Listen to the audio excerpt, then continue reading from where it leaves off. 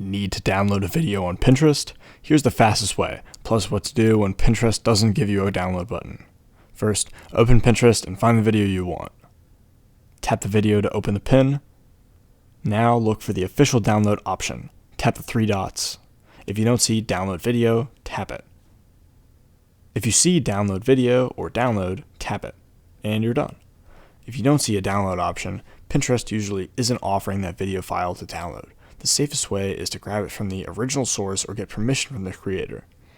Tap share, copy link, then open that link in your browser. If the pin has a visit/website button, use that too.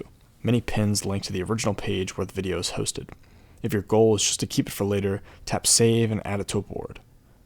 Quick recap, if Pinterest shows download, use it. If it doesn't, use the original source or ask the creator, or save the pin to a board and you can find it anytime.